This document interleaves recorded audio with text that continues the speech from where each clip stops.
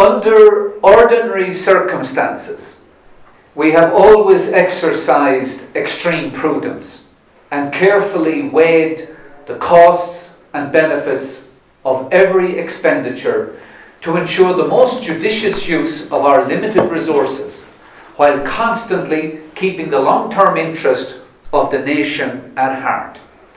His Majesty the King. Kuzuzambola. Welcome to your UN House and to the 31st session of Bhutan Dialogues. Our topic today is modelling good money management habits. COVID-19 has been described as the biggest challenge to humanity since World War II. Given the scale of this global COVID challenge, our world may need to go beyond simple categories of either pessimism or optimism. COVID has created a very large financial challenge, impacting people's incomes, savings, investments. However, if you look at the positive side, this pandemic could be a once-in-a-lifetime opportunity to reshape our personal spending habits.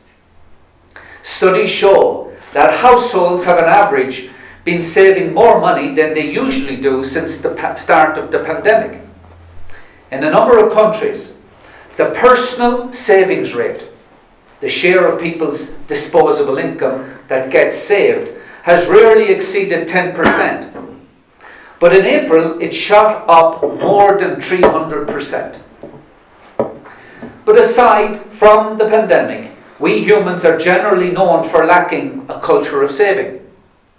Instead of saving money, we use it to purchase cars, luxury items, and holidays. With the onset of development and globalization in the last few decades, our consumerism has contributed significantly to individual financial crisis. Our speaker today is Aum Phub Zam, and her advice will help us with this challenge. Aum Phub is the first woman president of the Bhutan Chamber of Commerce and Industry. She is the president of the Yarkay Group of Companies and is one of the most successful businesswomen in Bhutan. She is also the Honorary Consul of Sweden to Bhutan. Our host is Dr. Karma Phuntsho, who is the founder of Loden Foundation. Dr. Karma is also the deputy chairperson of the team spearheading the development of Bhutan's 21st century economic roadmap. Closing. I suggest everyone to keep their questions short and to the point. Please drop your questions in the chat box. Sering Chuki will be compiling the questions into groups of 3, and the speaker will answer these questions. I will end with a quote from the UN Secretary General Guterres. Domestic savings in most countries are still not channeled effectively into the larger scale financing needs of sustainable development. We need to understand how to harness digitalization to direct the flows of capital to vital work linked to the SDGs, including areas from biodiversity to connecting rural economies with global market opportunities. Tashi Dele Kadenchela. I'm Kuzuzambo and welcome to Bhutan Dialogues. We have tried several times in the past to get you, so it's a great pleasure for us to have you. We try to build this forum as a space for civil conversations, mainly as a way to promote critical thinking, right speech, mindful listening, and then basically we want to assess and refine our understanding of human progress and development, looking at our past, what we have achieved so far, looking at our current challenges and issues, the present, and then the way into the future. So it's so appropriate that we have you here to talk about money management, which is, I think, so critical for our times. But before we get into the actual conversations, I often ask the guest speaker to tell us a little bit about himself or herself, so we understand from where you are approaching. So tell us a little more about your education and upbringing. Yes, Kuzambo, And thank you, Gerald and Dr. Karma Phuntsho, for inviting me to our UN house. And to the audience, I must say a very good afternoon. And it's a pleasure for me to be here today. Going back to where I have come from, well, I have to take you to many decades ago. It was at the start of the development plans when it first started in the early 60s. And that's, the road was the first development infrastructure that took place. And from the Indian border to Thimphu, it was that 175 kilometers that made a very big impact in my life. When I say the impact in my life, it's because I come from Chapcha, and when the road moved through my village, my parents decided to move with the road to the capital, Thimphu. So when we reached Thimphu, my parents, they set up a small shop, and it was near the Dzong area because the Dzong was being actually renovated and rebuilt at that time. So the place would be somewhere where the Linkana is right now. It was called Tharalishiswa. Nice. And my parents, they set up a small shop, selling like items for the people working around the Dzong. And besides being a trader, my father, he was actually very adept at so many skills. He knew carpentry, masonry, how to build a house, cooking, as well as being a trader. And my siblings and myself, I remember that when we were young, we used to go and collect, like we used to say, shokodumni. Nice. Now shokodumni is, the wood shavings that the carpenters would be to make, to use it in the Dzong. And so these small shavings, we used to have small baskets, bamboo baskets, and we used to gather them for the kitchen fire. And my siblings, I found that a year later, they were then taken to Kalimpong to study. And when I was 5, I was also then taken to Kalimpong and to a convent school there. Actually, I always, when I look back, I'm always very grateful that it was during His Majesty, the third king, that he came up with sending the children to school. So what me and my friends believe is that whatever we are now actually was for that opportunity that we got to study in school. So in school, it was, my formative years that I find with the Irish nuns that has instilled in me the discipline, I say the independence and the survival instinct. Because we were in school for 9 months. My parents couldn't take that journey from Thimphu. They were not financially, able to also, and besides it was too far away. We did have breaks, during the puja holidays, which was like about 10 to 12 days. But since we couldn't come, we stayed in school. But I have good memories of my time there because I used to catch up on books and then with our friends and all. Nice. So you have found memories of studying in India. But you got into business. Today you are a leading businesswoman in the country. You are also the president of Bhutan Chamber of Commerce and Industries. What got you to business?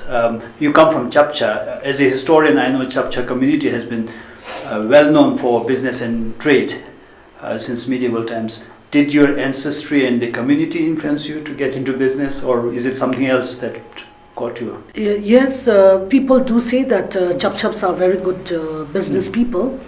And I also actually didn't really give it a thought why. But then after I was invited for this Bhutan Dialogues, and when I was trying to see about, money management and all, then I thought about the Chapchaps.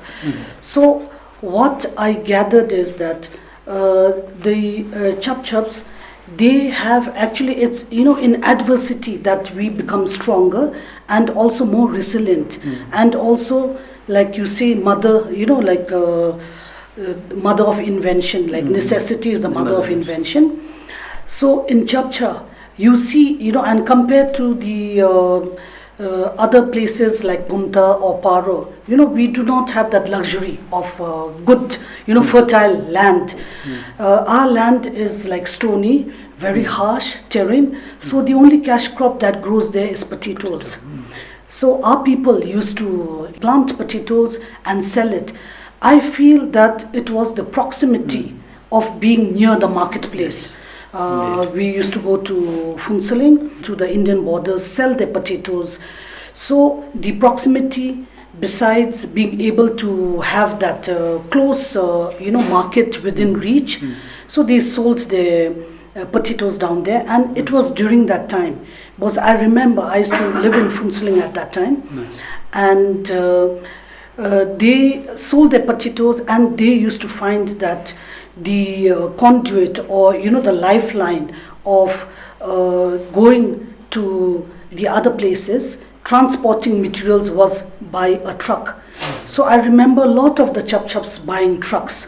So one chap-chap buys a truck, then he helps his kith and kin, and also then he helps his fellow neighbors. So that time Royal Insurance Corporation of Bhutan was the only one which was financing the trucks. So then he stands guarantee for his relative or someone, and then chap-chaps are quite clannish that way, I found. Yes. Do you still have that community solidarity? Now most people have moved out, so I don't think so. But coming to me being in business, I could not complete, I did not graduate because I had to stay back, and I became a mother. And my daughter, I sent her to convent, to the same school which I went, because that time living in Phuntsho, there were like schools were not that really, good. You could go up to class 1, and then beyond that there were no schools. So I sent her to the convent because I had no choice. And one winter when she came home, she told me, she said that, one of her best friends will not be able to continue because the father has died, and so the family cannot send her to school. And then that set me thinking. And then I thought, because I took for granted, like her father, Mr. Penjo, he had a cherry factory. And it was at that time when the government was trying to promote manufacturing. And so people of his, his colleagues and all, they started like Pelry Match Factory. Then Gomche Oncho, he had his candle and his salt. Then there was one person called Chiri Kinle, because it was sweets, and Chiri is known as sweets. So Penjo, he took the cherry factory. And then I thought, okay, I do not know where the money is coming from. And so I better know, because if it was to happen to me, then my daughter would also have to face the same fate. So then I started learning to keep, the bookkeeping. And in the factory, there was an accountant, one Mr. R.C. Pradhan. And so I literally learned how to keep a cash book, like debit, credit, and ledgers. And so I learned the basics of finance. Later, when I read, these financial gurus, they always say that the financial literacy is the most important part of a business. Though there may be many fancy words, or you may be very, much into business, but ultimately it is your, the debit, credit, and the profit or the loss that you make. So that's how I came into business. And after that, then it was, transportation. Phuntsho was a very busy hub at that time, because you see all the people were down there, vehicles were going to reach. It was, at the development stage. So a lot of trucks, and that time the main business was trucking. So there was it was called Bhutan Transport Syndicate. So all the people who had trucks had to register there.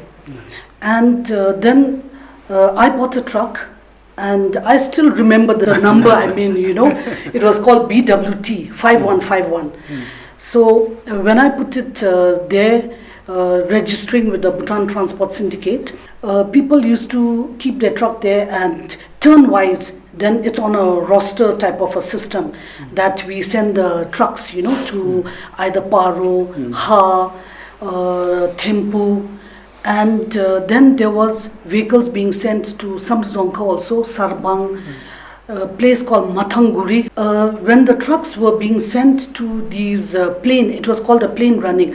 Now I do not know for what reason it was, but then trucks manufacturers I think has specified that you need to run it for about 3,000 kilometers to break the engine before you go into the higher region. Nice.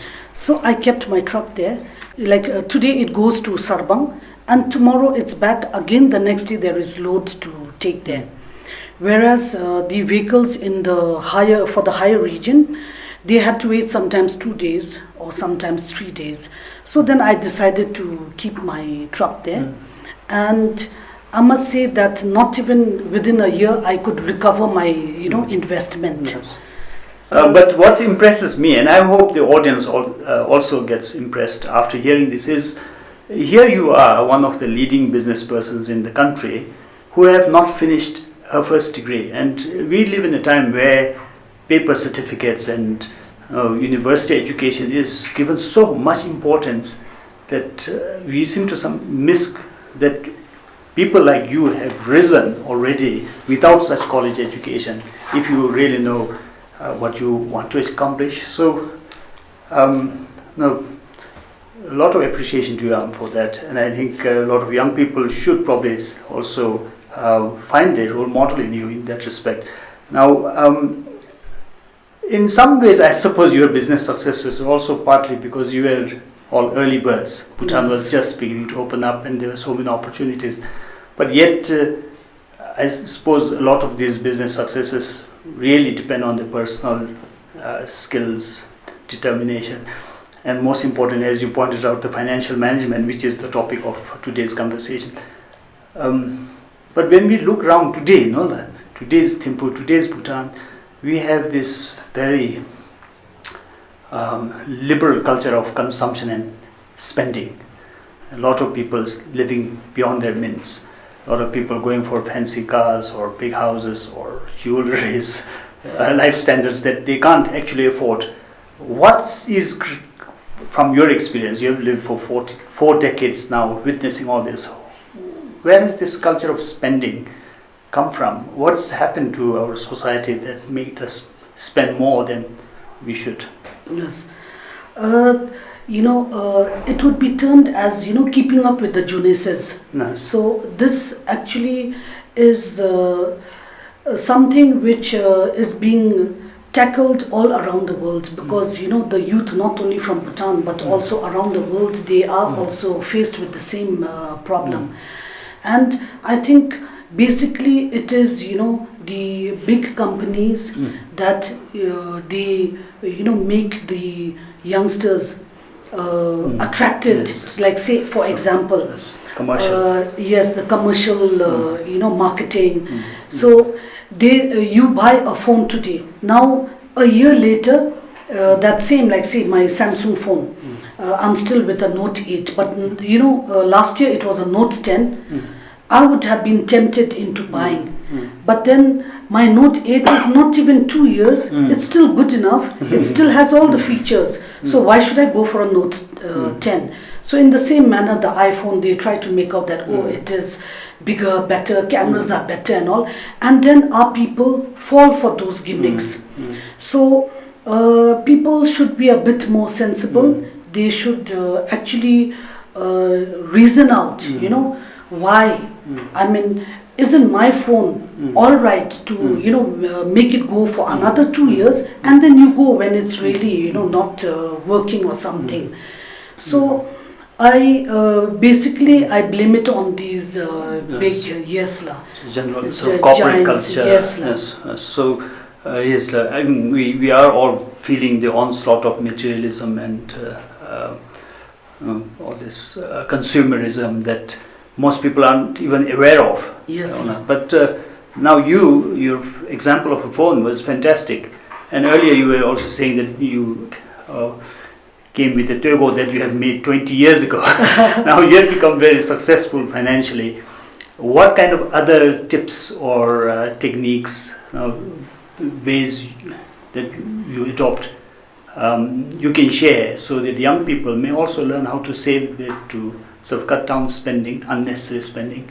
What do you do in your life that other people can share? Yes. I found it a boon many years ago when, in our official functions and all, we have to don our costume.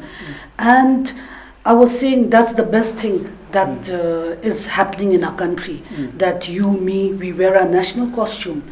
And it makes the women so elegant, the men so handsome, showing their legs. I'm not sure about the go, but the Kira definitely adds to female beauty, Yes. I would say. Yes. And when I go for meetings outside the country, I always carry the kira and my tikos and my national costume because it stands out and it looks so dignified and so elegant. And then, we do not become a slave to fashion actually, because if we were to follow that Western trend, then you have like all these designer clothes and, you tend to again have that, peer pressure. So you need to wear either, this designer, that designer, and it costs a lot of money actually. So our kira, I, treat it as an investment actually, when we buy the kiras, which are of that very intricate design, like the kichutaras and all, then, you wear it, your daughter can also wear it, because it is so flexible. If you are fat, you can add a little bit, a piece of cloth to it. Yes. If you're tall, you add a piece to it. If you're short, you can, actually fold it and wear. And that's what we used to do, like those days, going for Domche to Thimphu, Chechu and all.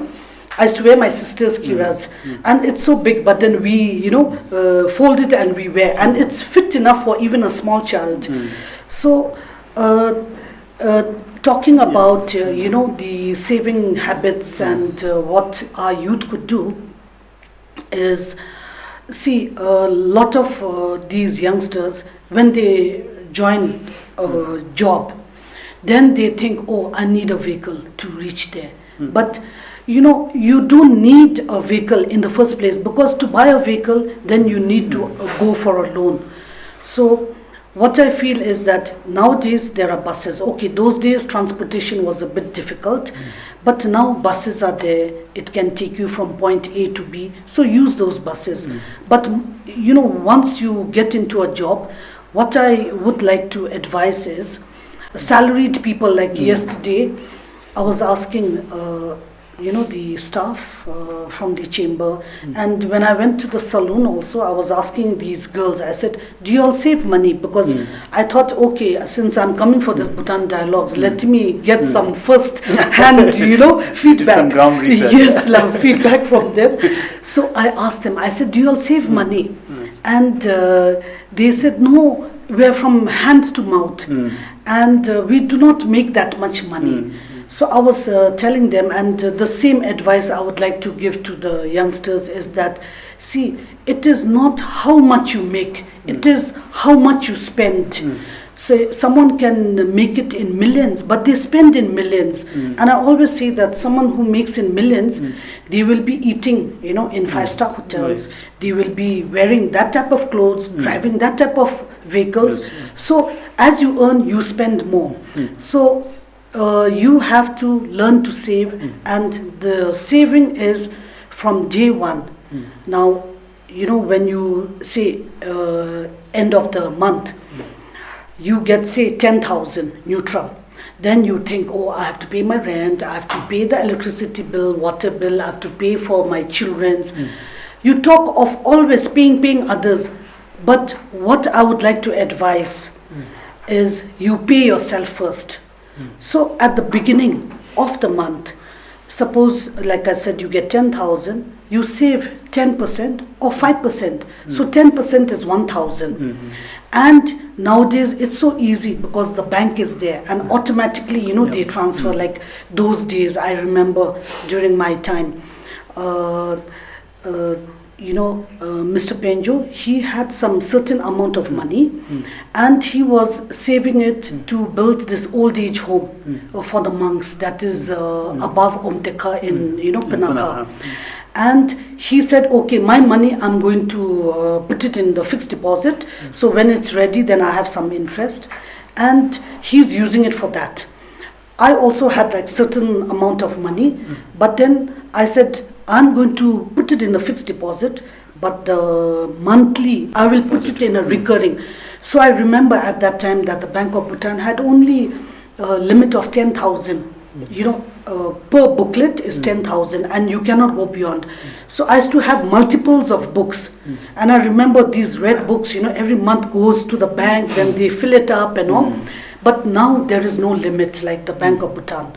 They can do it online also. So they have a lot of these flexi recurring law, simple recurring.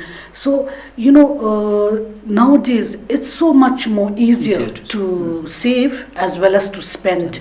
But I earnestly would like to advise, all the salaried people that, see, before you know it, you've reached this age. But when you look back, you don't have any savings because you think, oh, my money is not worth saving. I just earn so little. But the little you earn, you must save that. So as the years go, as you age also, your money will also grow up. I mean, a lot of people, as you pointed out, would say that we don't have enough to save or anything extras to save. But I suppose that depends on how you spend. Yes. And you were earlier, when you were having tea, talking about the spending culture. I mean, a lot of people spend on doma and alcohol, you pointed out. Those are areas where you could perhaps bring the expenditure down and save. Are there other ways? There's one thing that I was quite struck by, what you shared, that because of peer pressure, we know a lot of people, especially working adults, young adults, they have to throw these big parties for their children's birthdays. Yes. And you were sharing how actually you give a birthday gift of shares instead of throwing a party, or maybe in addition to a party. Please share those wisdoms. Lasla. What I was saying is that, okay, this birthday celebration, it's a universal affair, remember? So same like this consumerism. It has come like, okay, you have Christmas shopping, you have birthdays. So for me, I always say that when children are small, like, see, I would not remember till 5 years whether I celebrated my birthday or what would I have got, I won't remember. So what I always say is that children, when they're small, they don't remember. It is the parents actually who wants to do that and spend the money. So rather than spend the money on, cakes or whatever, till they are of some age where then they really won't listen, the children. So that money then you could buy shares, put it in a savings and for the child only. And many years ago, I remember for my nieces, on their birthdays, I bought them shares and I gifted to them. And I think every year they get about like 9,000 as a dividend. Wow. And I'm sure they always remember me when they get that dividend.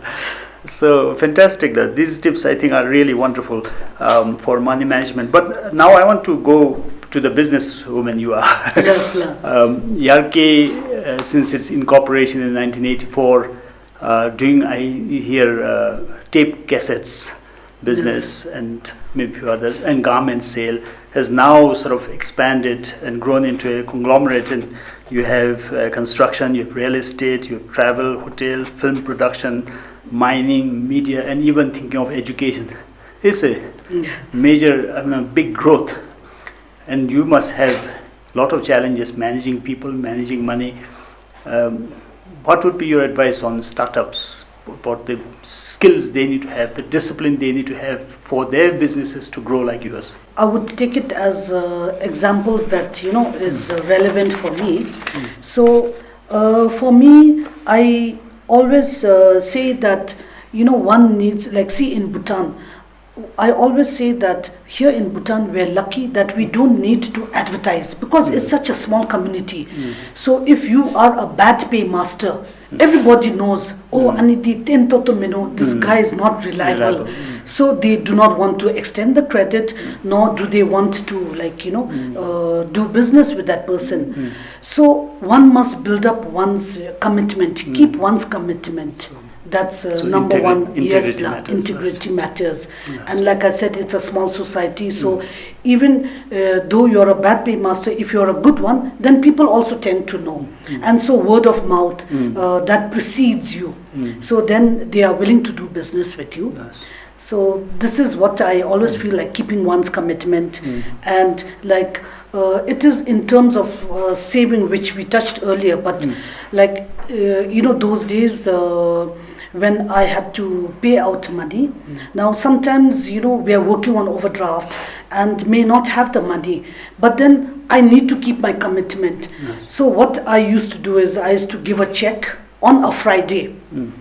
And I tell them, please withdraw it on a Monday, because I have that 3 days of saving on my interest, but I still keep my commitment, and the person is happy that they have the check in their hands. The other is I think like I always believe in putting myself in others' shoes.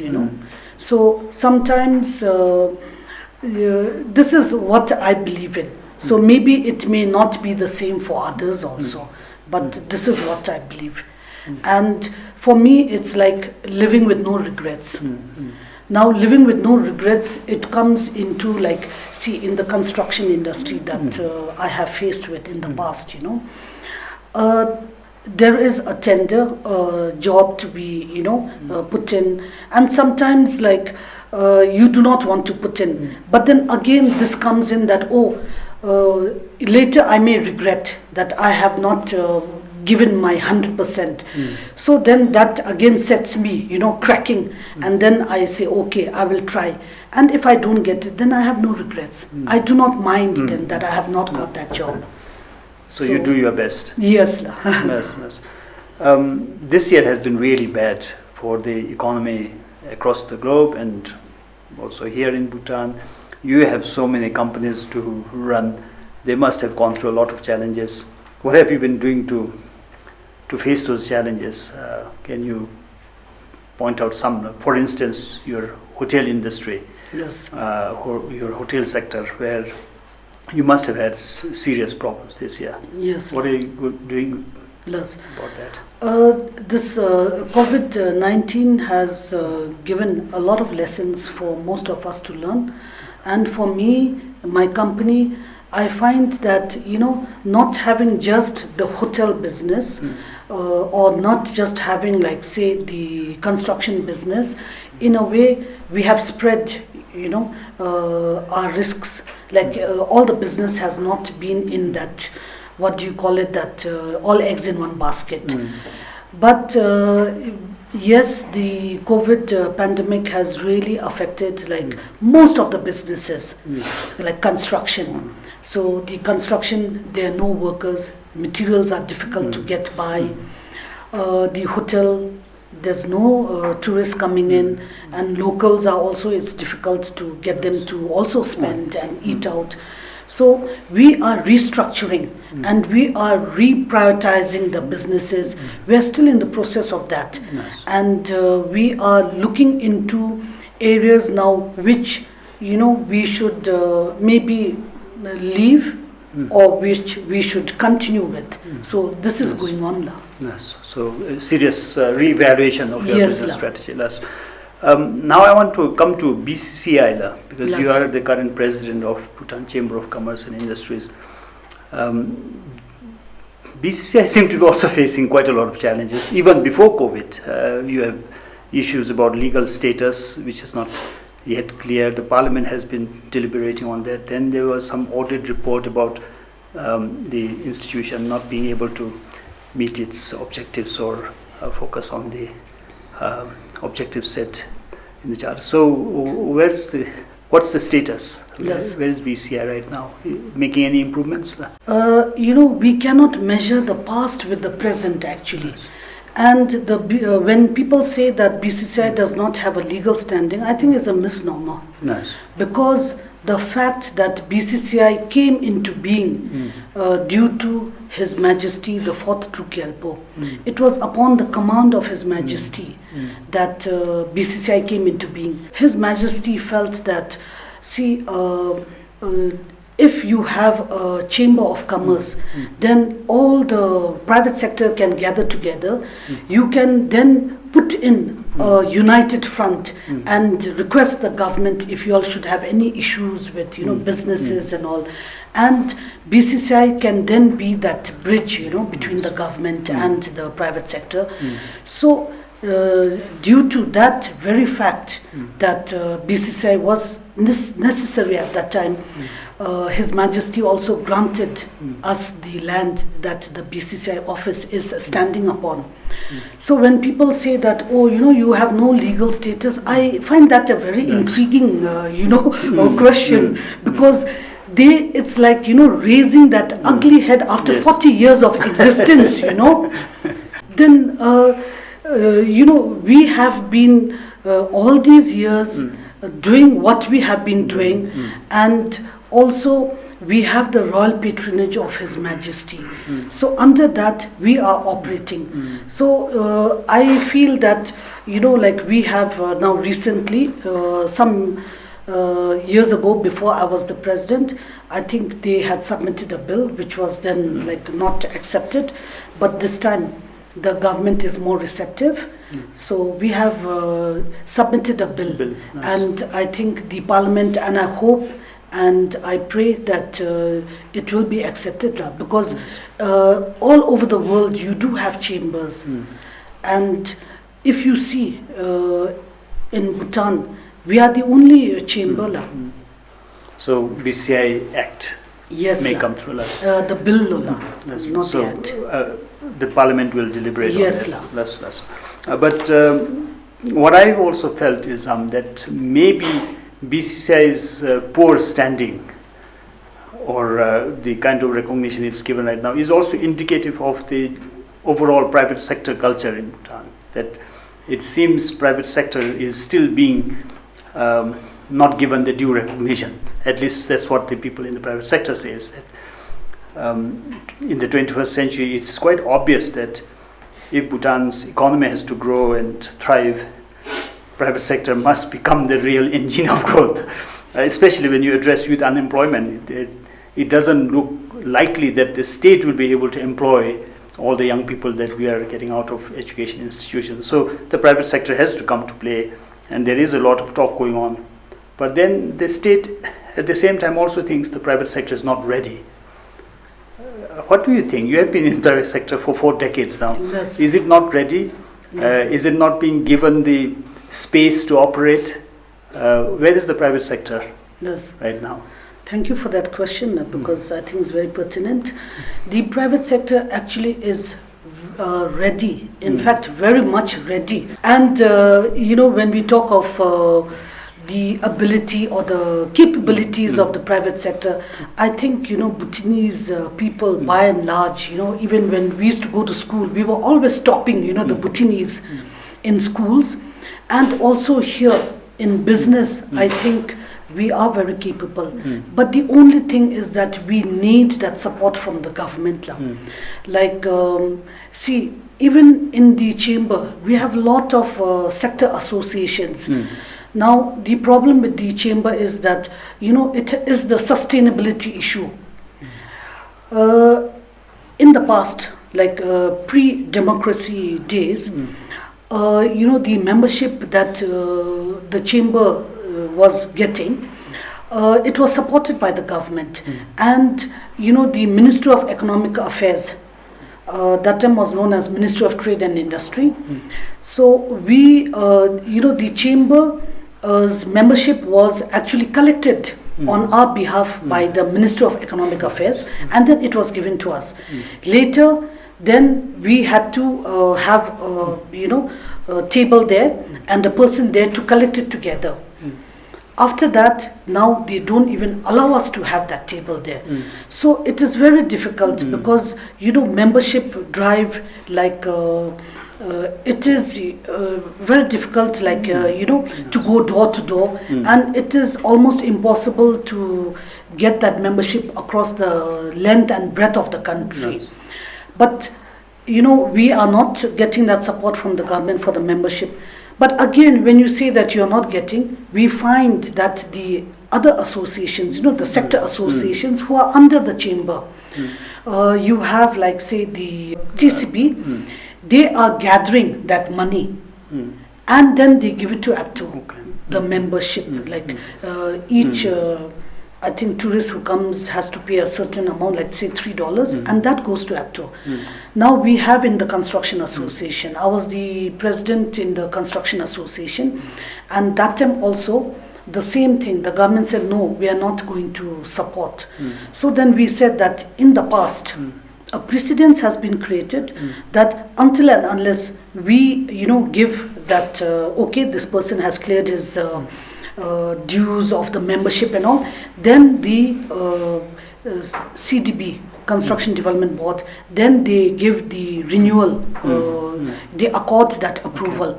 So in that manner, then people, they do pay their membership. And we also have, like, BEA, the Export Association, they are also getting theirs. Like the bank, you open an LC, so an amount is deducted and then that's paid as their membership. But for the chamber, which is the apex body, you were given support in the beginning, but now there's no support. I don't still understand. At least for membership fees, the chamber itself should be capable of collecting it from members, right? Without any help from the government. Do we really need the government's help to force members to pay the fees? Yes. I think it is required because, see, what happens is, for the chamber to be felt like from the members. Now, there are so many of issues. There are so many help that we as a chamber can give. But again, that again is being given by the trade office. So there is that dual, so responsibility. In a way, then you have the government duplicating what the chamber actually was doing or could do. And then similarly, you find the state institutions starting new state enterprises where the private sector could go. If you were the Prime Minister or the Minister for Economic Affairs, what would you do? Now, 2 or 3 things that you would do to change the situation for the private sector? Yes. If I were to go back to the previous question, a little bit like on the one issue also, why the private sector is being thwarted is the SOEs. Yes, the state-owned enterprises. The state-owned enterprises. Now we have many of these. When we have these meetings, most of the time, our private sector, they point out that we, while we are doing business, the SOEs should actually be doing businesses which are far beyond the reach of the private sector. But we find that they are actually not duplicating, but they are preying upon the businesses which are already being done. So that is also something which the private sector feels that they don't want to get into, say, some industry because they start on it and then suddenly the SOE is doing that same business, and you cannot compete with the might of the SOEs. So that is of great concern. Yes. So now, that would be one. You would probably cut down SOEs if you're the Prime Minister. What else would you do? Yes. One would be that I would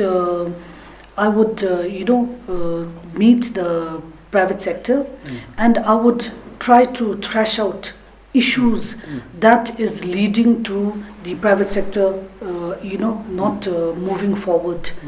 And then I'm sure many issues would arise out of the different ministries, the departments. There is no coordination. Like say for example, the tourism. you have a tourism policy which TCB and which those concerned departments or ministries would try to see that everything goes well, but then you have other ministries which are again against those policies. So we need actually to sit down and coordinate and look into various issues of why it is not happening the way it is happening. One would be, then I would also look at the taxation and other policies, because the taxation policies, it deters people from investing in the country, like the FDI, and also it is stopping the corporate culture. We have what is known as triple taxation. Now, when we tell people that we have this triple taxation, people are a bit surprised. They're saying, how can it be? But then it is because, say, for example, like the RICB or the BNB, they declare profits. Now, if it is a corporation which is receiving that fund as their dividend, then say RICB pays 30%. That corporation pays 30%, then the individual who again receives that dividend in the form of dividend pays say 25%. Now the corporate tax has gone to 25, but the PIT has gone to say 30. So in total is 85. But when you really look at the taxes, we are paying 57%, and that I think in the region, in the SAARC region also, it's a very big amount of tax that is being levied. If I clarify on that, basically you have Yarkay, which has shares in BNB, for instance. So BNB pays tax first, then Yarkay has to again pay tax. Yes. Is that right? And then you receive your profit from Yarkay, which is taxed as personal income. Yes. So like they say that in India, for that same profit, you do not get taxed many times. Yes. So this is something. Yes. And the last thing, like, okay, this may not be related to say maybe business as such, but for me, I feel it's a very pertinent issue that one would need to be addressed if I was the Prime Minister. It is, it was highlighted during this COVID times, like you hear of plane filled with people coming back, say from as far as the Middle East. Yes. Then you have, say, some from Australia, some. So I think the Prime Minister or the government, they should really look into the reason why these people are going out. And also, is it because we are not having this conducive environment for people to do business? Employment is not there. So we really need to think about it, and that is something which really concerns me, because now during my lifetime, maybe it may not show its ugly face, but what I feel is like, say, 40-50 years down the line, our population will be diminishing. Already, our population is so little, but that also then, as it is, our population growth is so little. But with this exodus of people going out, I think, Doctor, you understand what I'm trying to get indeed, at, no? Yes, I think certainly it's unemployment, one which is driving people, especially to places like the Middle East, I think, no? And then we have also the issues of income and living standards, at least jobs that are more fulfilling or more rewarding, which people are seeking when they go to places like Australia. So yes, a serious issue with regard to this emigration of people. I think time is nearly up, so I want to, as a final question, come back to your personal life again. And I have just learned that you post something on Facebook almost every day. You are a very positive, optimistic person. Maybe that's what influences you. I think you have been doing that for the last 6-7 years or so. What was your post today, or what was the last post you put? It's this I call it Thought for the Day. Mm. Yes. And it's today is the 72 number. Now 72 number means 72 days. And 7 means the 7th year. Yeah. So it has been 7 days, that means I have been on Facebook. Because before that, I was never a social media person. And people used to tell me, oh, be on Facebook, it's interesting. So I did try to be, and then, okay, you look at pictures and you just like it and all, and I found it quite boring. So then I posted one time, like, from a book I saw, and I posted. The next day I posted, and then I thought I better number it. And also I found that I was keeping abreast with my reading, because to post that one post, I go through almost sometimes 30-40. So when you say post, of course it's not a sort of a regular post, it's an inspirational quote that you're posting. No? Yes, so, but that is like not my quote, but somebody else's. So today I posted on Dilgo Khyentse Rinpoche's. So his is that it is our mind, and that alone that chains us or sets us free. So this is the quote. Yes, how inspiring. And then the other thing which you do in your personal life, I think that was the topic that I first heard when I saw you speaking, Feng Shui. Yes. You are the aficionado of Feng Shui in Bhutan. What do you think we should improve here to make better impact on our audience? That will be my last question. Since you're the host, I think you have to face your good direction. But that would be like, depending on the year you're born. So I have to see whether you're a West person or an East person. Because you see, the energy that flows towards you has to be the good energy.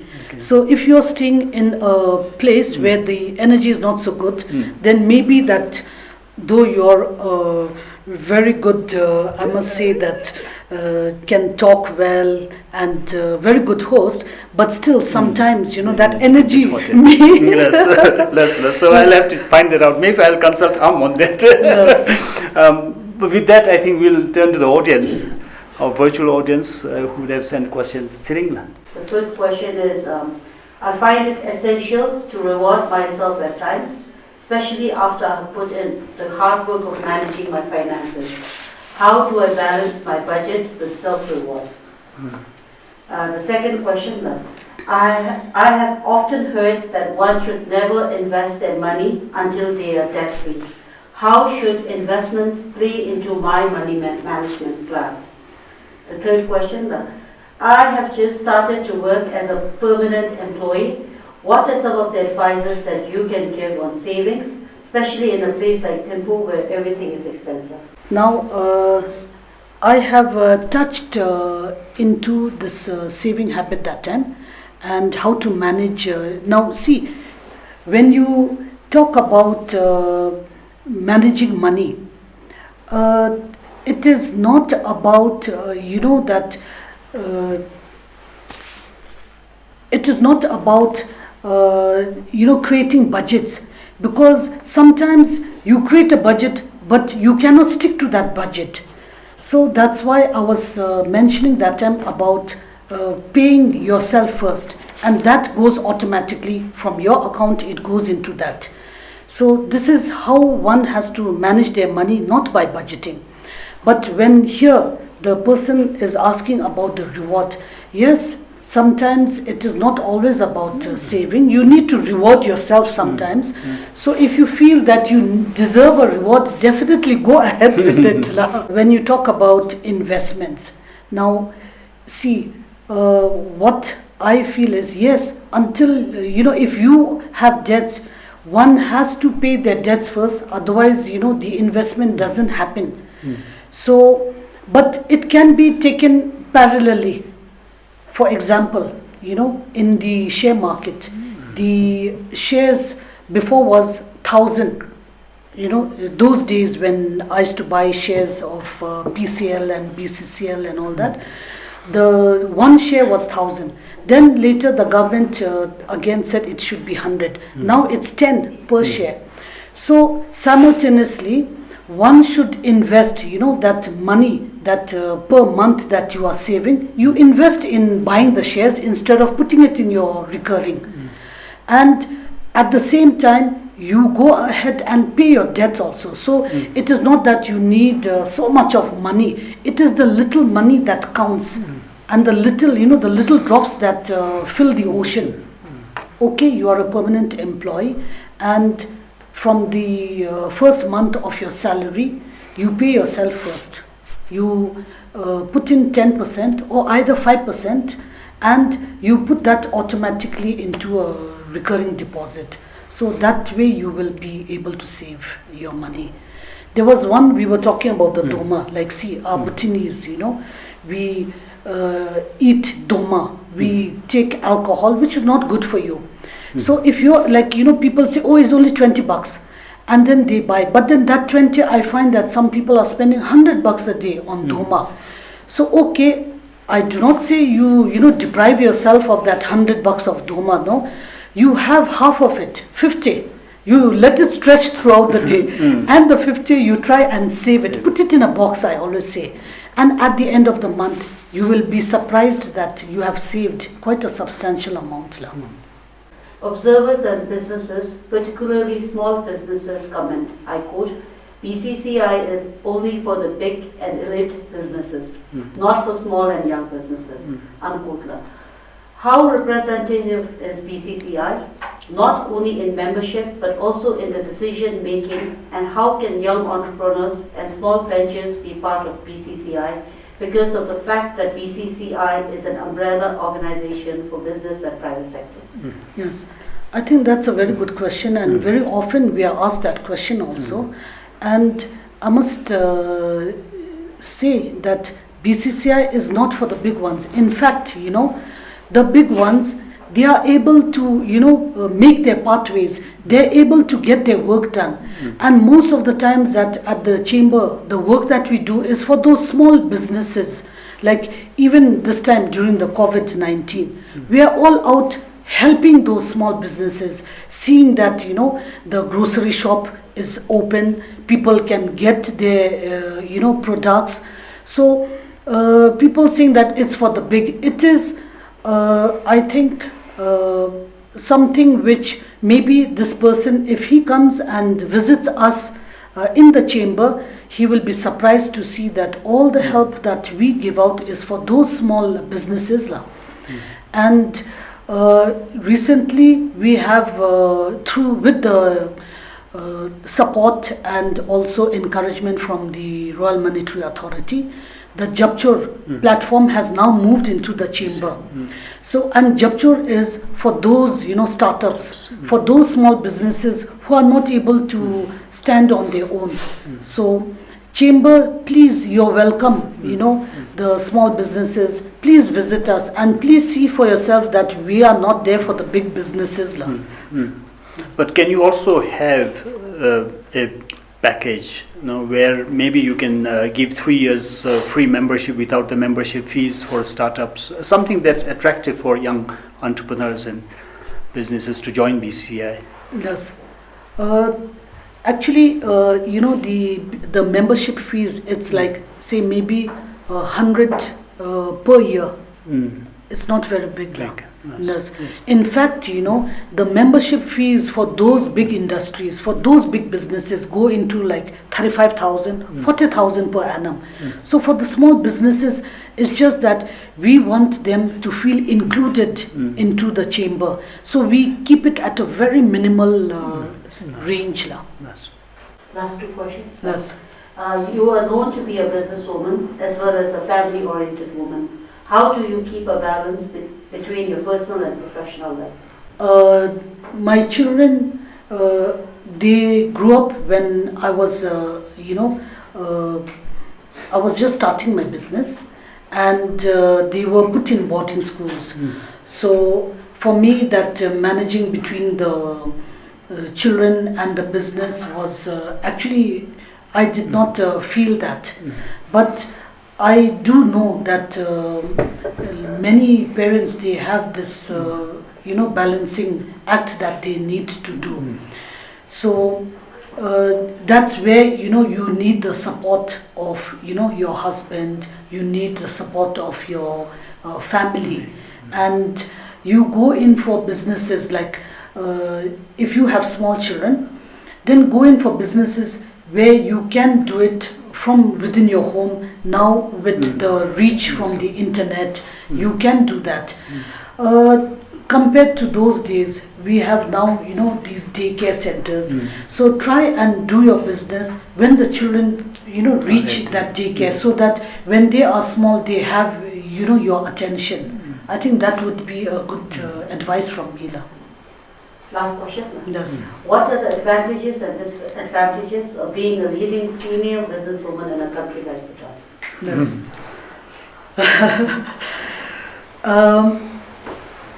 We are lucky to, that women in Bhutan, we do not have, that, oh, you're a woman, so in some countries, they look down upon women.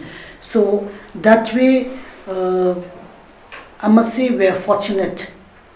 And I have not felt any less than a man in doing business. Any advantages?